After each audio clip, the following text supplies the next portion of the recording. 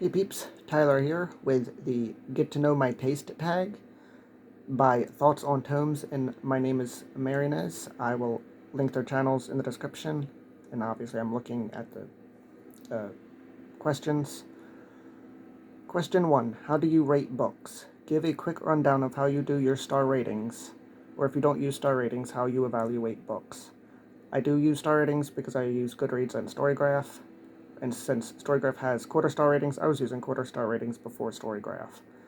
I would just put it in the Goodreads review. It's pretty much like, obviously it's book review, so it's very subjective, but it's more like a feeling a lot of the time. It's not just a feeling. It, but it's, I don't know why I use quarter star sometimes. I don't think I've actually used a quarter star in a while, but I still use half stars all the time. So there's that. I've used quarter stars in the past though. But anyway, 1 star means I hated it. 2 stars means I did not hate it, but I didn't like it. I just wouldn't use the word hate. It's not that strong at 2 stars. 2 stars could actually mean a lot of things. It could mean it just wasn't for me, but I might actually recommend it to somebody else. If I know it's like their kind of thing, it's like there's nothing really wrong with it. It wasn't for me. Sometimes that's a 2 star. Sometimes a 2 star is this isn't actually. I don't think this is good. I think this is crap. But like I wouldn't go all out hate. Maybe there's like something redeeming in it somewhere. Yeah, but it's obviously not very big, or it would have gotten more than 2 stars. And then 2.5 is probably just like okay. It's not good or bad. It's just eh. 3 stars does generally mean it's okay / I liked it. Nowhere near love, obviously, but 3 stars is actually a solid 3 stars is good in my eyes. Less than 3s is where I'm starting to like not like it. 2.5 is like eh.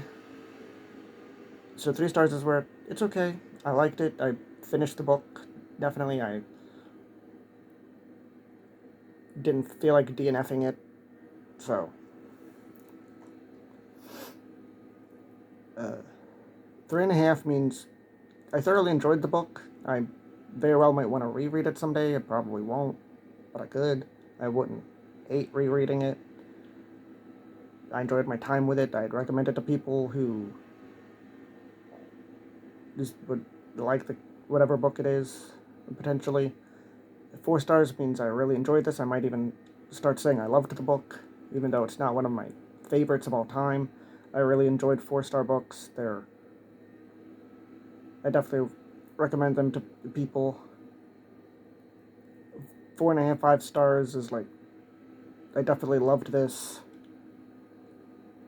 Sometimes it's just like a feeling like something clicks. That didn't quite click with a 4 star. I don't know. It's hard to explain, I guess. But 5 stars are definitely most of the stuff I read is 4 and 5 stars. Most of the time, because I'm pretty good at actually picking out books that I like. But I also do read very widely, but that's another question. So sometimes, obviously, sometimes I pick up books that I don't like. That happens to every reader. But most of the time, I actually give out 4 and 5 stars. 2. How do you approach reviewing books? What's your review style? Are you analytical, emotional, casual, or structured? Probably depends on the book.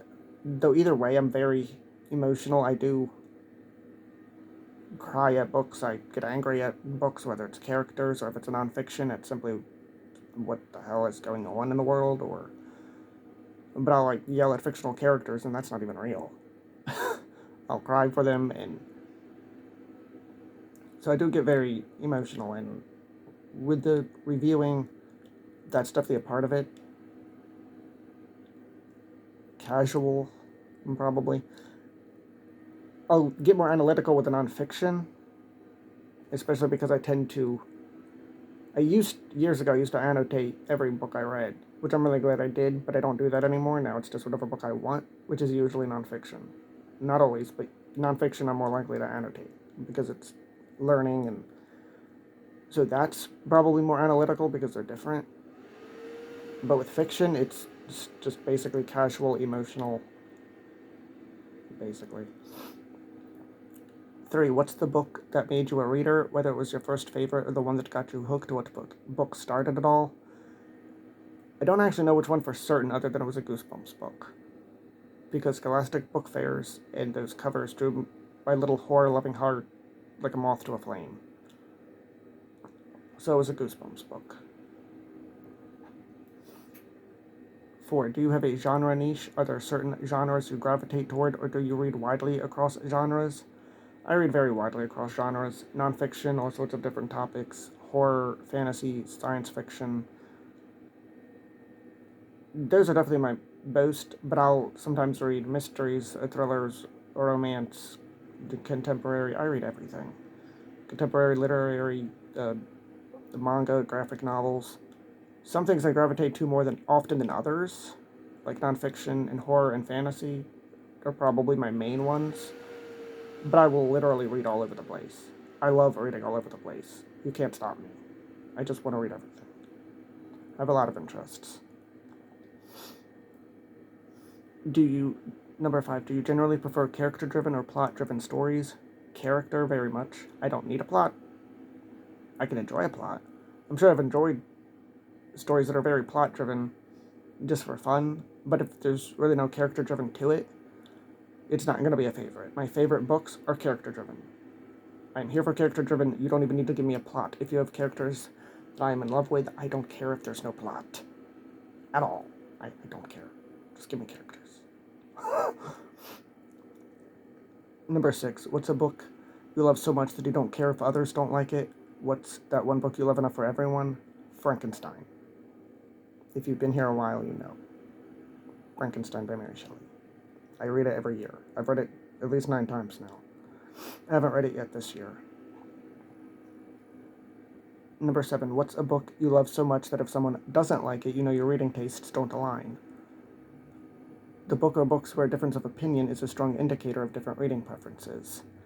Considering how widely I read, I don't think there is one. I tried to think of one, but I really couldn't.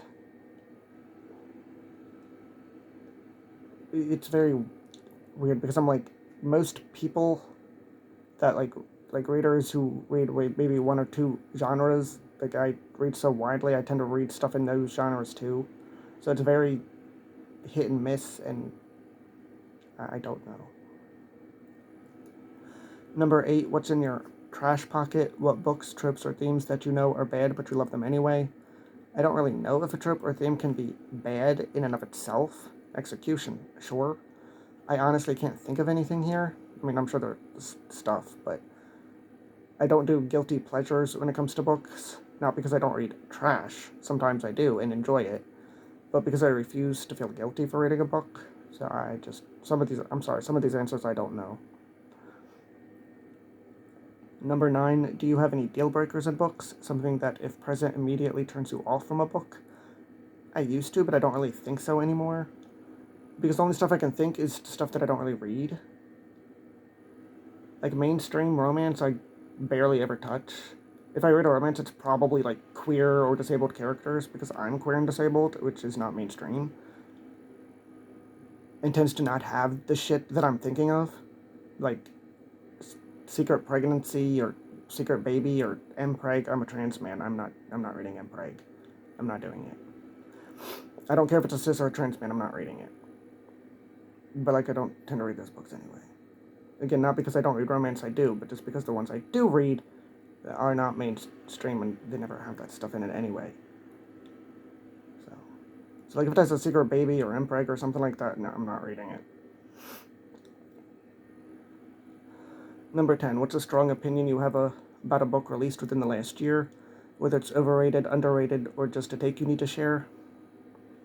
I looked at my Goodreads and I haven't read a book released in the last year. Yeah, I don't keep up with new releases. I do have Sunrise on the Reaping. I haven't read it yet, though.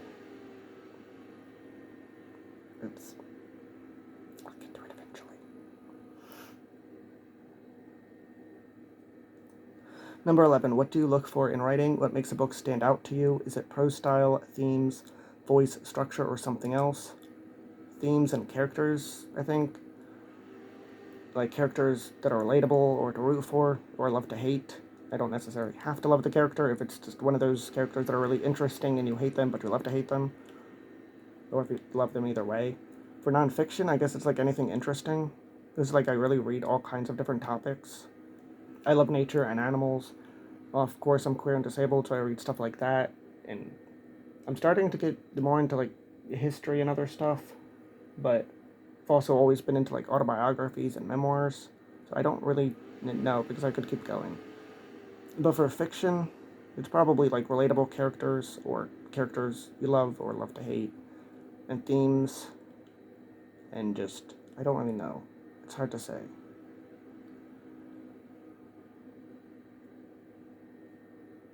Because I read so many different things, it really is hard to say. But hopefully that made sense. Number 12. How do you decide what to read next? Do you plan ahead, mood read, or follow external factors? Hype, recommendations, arcs? For me, I don't have any library books at the moment, but I have recently been at the library and had some library books. So if I have any library books, obviously those are always a priority. After that, I have some books on my Storygraph to read next that have been there for a while because I was reading library books. But now I'm trying to read them. So there's that. Because I'm like, I want to read these, so I just put them on there. And then there's also stuff on my currently reading because I read like multiple books. So after the library, and then Storygraph, whatever I have on the to read next, I'm still trying to read other things on my currently reading list that I've been reading for a while. Some of which are really, really large. Like an anthology called The Weird that's over 1,000 freaking pages. And it's very, very, very big. So apart from that, I guess like mood rating or something like that, I guess. I don't really think about my mood. I'm kind of always up to read almost anything most of the time. So I'm not always sure. I just have a list. I actually have a humongous ass list of books at the moment. The books aren't humongous, the list is. At the moment of like books I want to read, and like when I get done reading what I want to read at the moment, or what I am reading at the moment, I'll probably just look at that and pick something that feels like I should read it at that moment. I don't. Number 13, where do you get inspiration for your booktube content? What sparks other video ideas, other creators, trends, personal reading experiences? I'd say personal experiences, sometimes other creators, like with this tag, and what's going on, but a lot of times it's just like personal experiences, book reviews, book hauls, and since I don't pay attention too much to like what other people are doing, not that I don't watch BookTube because I do. I watch BookTube. I'm really not anywhere else except for Substack. But I watch BookTube, I just do my own thing. And I watch a lot of other stuff on YouTube too. Where was I? Oh. So yeah, it's like personal experiences basically, as well as sometimes what's going on, but not a whole lot. Usually I'll just like share videos that I either agree with or think are worth watching or something. Number 14, if you could make any book go viral right now, what would it be? A book you think deserves some more attention and why? Since I love to learn so much, the books I think about wishing they'd go viral are all nonfiction, which I know never will, most likely. Not that it never does, it does sometimes. But, so I'd say like Outrage Machine by Tobias Rose Stockwell, Proof of Heaven by Eben Alexander, The War Against Boys by Christina Hoff Sommers. All of those I read from the library and have all been returned. I have reviews for all of them though. Proof of Heaven is on my other channel, but I'll link them in the description if you want to check them out. So that, honestly, when it comes to like books going viral, I'm just all over the place. And I don't know. I'm saying I don't know a lot, I'm sorry. Number 15, who are some booktubers with reading tastes similar to yours? I have no idea. And it's very, very weird because I read so widely because when I do end up seeing somebody else that also reads very widely, sometimes our tastes merge and sometimes they don't, which is really weird when we're both reading so widely but somehow read so very differently. That does happen quite a lot. But when it comes to like booktube and the book community, I like follow people who have niches, like horror booktubers, people who read like speculative fiction booktubers, nonfiction booktubers.